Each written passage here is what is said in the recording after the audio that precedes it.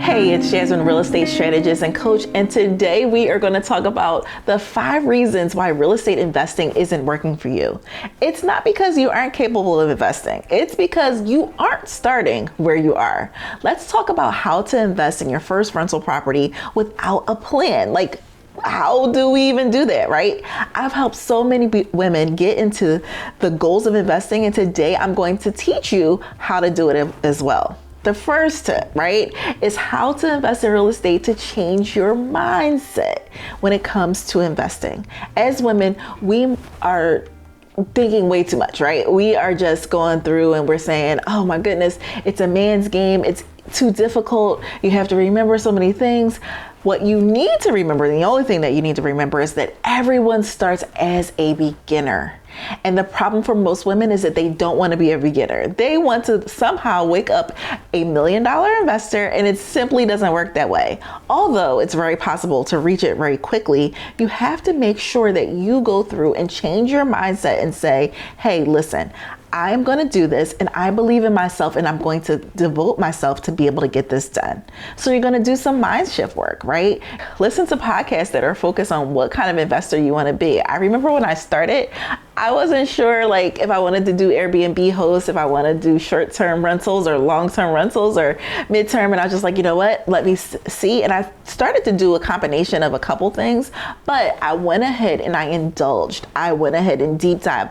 When I was awake, when I was in the car, when I was taking a walk, when I was doing anything that didn't need my full attention, I was listening to podcasts that were people that were doing what I wanted to do.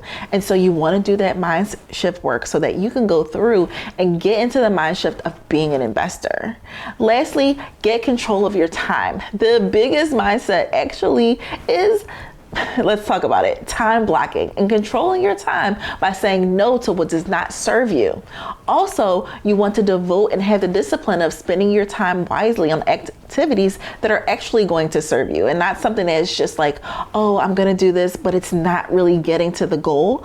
You want to get into the goal, and you want to get in the practice of saying no to things that don't serve you, right? And so when you're going through and you want to get the help and you want to spend your time wisely, those are the things that are going to get your mind shift into the work. I do that time blocking. And even when we're going to talk about analyzing properties in a little bit, but when I get into my mind shift and I go through my time blocking, I make time to analyze 2 properties a day, and I have become great at it. Outside of my time blocking habit of doing my prayer, my scripture, my study, and my gratitude in the morning, I immediately after that go through and analyze 2 properties a day so that I can become great. And when you do that and when you devote your time to something, I promise you that you're going to get really, really good at it. Moving on to the next tip, and that is number 2, is that you want to do a realistic picture of where you're at financially and putting together a money plan. You may feel like, Jasmine, why do I need to put together a money plan if I want to invest in real estate? You want to be holistically financially sound. So having personal finances kind of shaky, even when going into a business like real estate investing, is going to be a recipe for disaster. I tell women in my cohort and in my group to take a Sunday afternoon and really sit down with their finances and try to pinpoint exactly where they are with their money. Why is this helpful? Well, in order to invest, you will need to know exactly how much money you have to truly invest and be able to have somewhere where you can start. Most women want to start with the glamorous part, find their house, picking out the paint colors and the finishes, but investing, you start way before you get to that part. Figuring out your money plan is going to really determine what kind of success you're going to have and help you set the goal. Knowing where you're starting is half the battle so that you can create a plan on how to get where you're going. Now, before I move on to my next strategy, if you want to learn more about creating real estate strategy, then make sure you click the link in my description box below, because I will have a free guide that will deep dive on how to buy your first rental property in 90 days. The next tip I have comes from my group coaching course on how to invest in real estate. One of my students left a review on a recent Instagram post, and I thought it was perfect. You can read that here, right? She talks about how in the program, in less than 30 days, she has established a real estate business, including an LLC, business line of credit, and an actual business plan where she didn't have any plan before. It's really important that you must remember that real estate investing comes from establishing a concrete business. Most investors start under a business entity for several reasons, but one of the most important is legal protection, right? After you're going through and setting up that business, you want to make sure that you are able to really put yourself in position to get help with funding.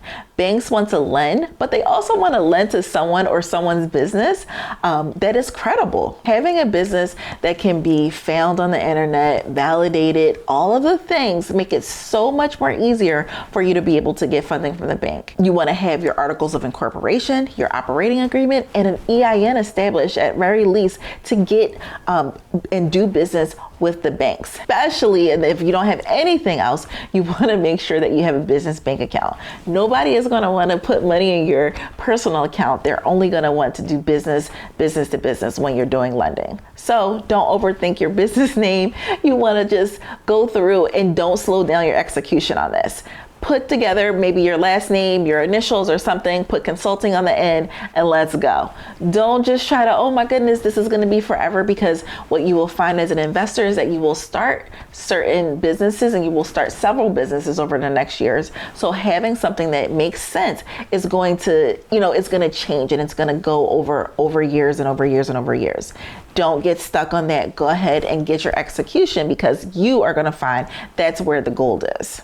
By the way, if you're enjoying these tips so far and want more videos like this, hit the like button so I know. Figuring out what type of investor you want to be is the next tip, right? While you can invest from literally mobile homes to skyscrapers, knowing what kind of real estate you want to invest in is crucial. Think about how easy it is to work with an agent if you know exactly what you want, right? And you're not just trying to say, oh yeah, get me something that makes money. That doesn't mean anything to a realtor. You want to have something that's crucially set up, something that puts together a plan, and when everybody is on the same page, it's going to get you to your goal a lot quicker, and the path is going to be clear. Knowing what kind of investor you want to be is going to be helpful to your budget. The most asked question I get is, Jasmine, how much money do I need to invest in real estate? And what I tell people is, it depends. Right? You're just like, okay, it depends on what. And the number of factors are literally, it depends. If you're investing in a mobile home, if you're investing in a single property in the city, if you're investing in a farm, I need to know specifics. What are you looking to invest in?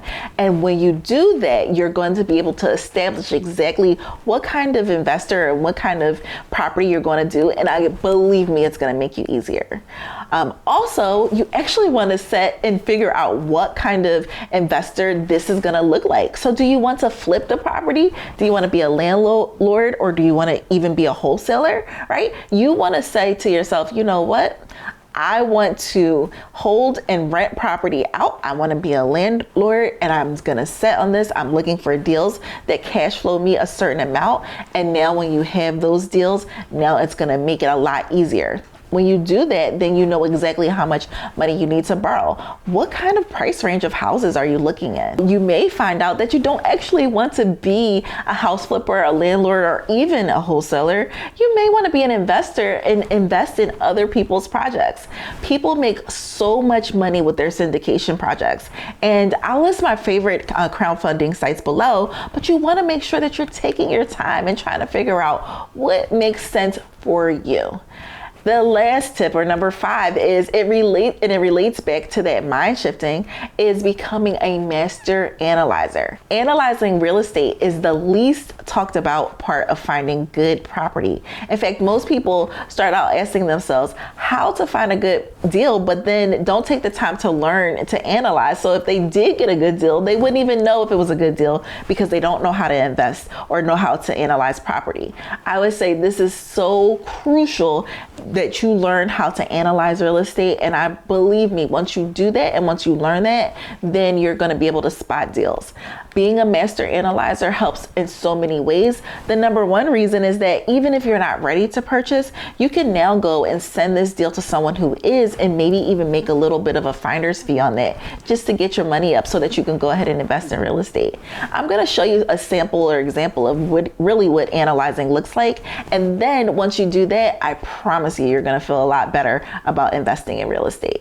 One of the reasons why I believe in real estate so much, in real estate investing so much is because of the ease of it. Once you learn the formulas, the values, all of the things, then it becomes so much easier.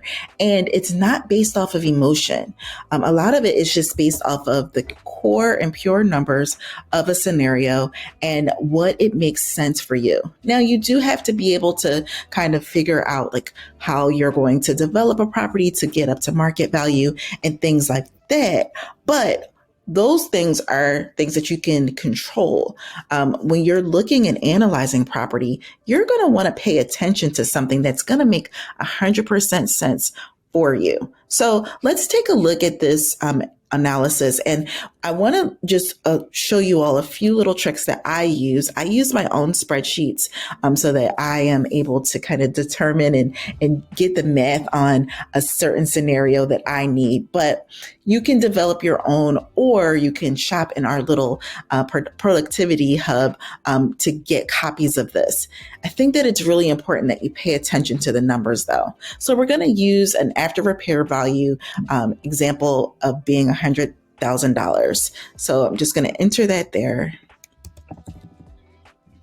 And then when you do that, using the 65% rule, and basically the 65% rule says that whatever the purchase price plus the renovation costs are, as long as it's equal to 65% or less of the after repair value, it's a good deal. So just say that we get the property for $40,000 and we're actually able to put in $25,000. And I must say that these are not likely results, especially in a market like this, but that we're currently in. But this is just an example so you guys can kind of feel the numbers out.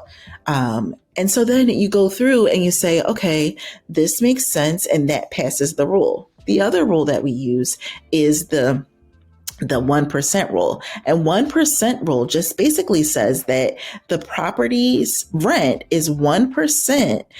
It's greater than or equal to 1% of the whole property value. So if you're all in for $65,000, the rent has to be more than $650 for this to make sense. So let's just say, I know that in Philadelphia, we're getting rents for about $1,200 for 3 bedrooms. And then we are putting down, we can put down 20% or whatever. That's a different calculation, a whole nother video, but this will allow us to kind of see what's going to happen. And then you're just going to be able to calculate your cash flow, right? So as you can see down here, it passes our 65% rule and it passes our 1% rule. So now let's just put in the rest of the values. So let's just say the taxes are $700 and, the insurance is $1,000 and, interest rates are crazy high. So put in, 9%. Typically investors are taking out a conventional mortgage, which is about 25 years. But in an environment where interest rates are higher, you may be looking at something like a 30-year just to stretch your payments and then going in for a rehab. And then we would be looking at our hard money payment. So an interest rate on a hard money payment would be, anywhere between 12 and 13%. And please don't quote me on this because again, it definitely will depend. And so now we're able to look at this and see what the cash flow is on a particular property and look and see like, okay, if we're able to get $1,200, we're able to purchase it for $40,000, renovate it for $25,000. It meets our 65% rule. We're getting $1,200. It passes our 1% rule. We're going to make about $415 after we pay our mortgage of $523. Plus our taxes, insurance, and putting a maintenance reserve away, this would be considered a good deal. Think about it. Investing in real estate really is just about the numbers. It doesn't have to do with emotion, and it's just the way that I love it because that means that I can control the numbers. I can control the value of a property and really get into the practice of knowing what I'm going to get. The other thing is that it becomes predictable and you can go through and be able to do this. Mastering analyzing is the number one. I know it's number 5 on my list, but it's number one in what you do when you're trying and looking to become a successful investor. Now, at this part of the video, you're probably like, well, Jasmine, I know you said to start with a money plan, but I don't even know how to do that, right? So that's why your next step is to look at my money planning strategy so that you can go through and click it right here and see how you can money plan and get to the goal of real estate investing. Thanks for watching my video, and I'll see you next time.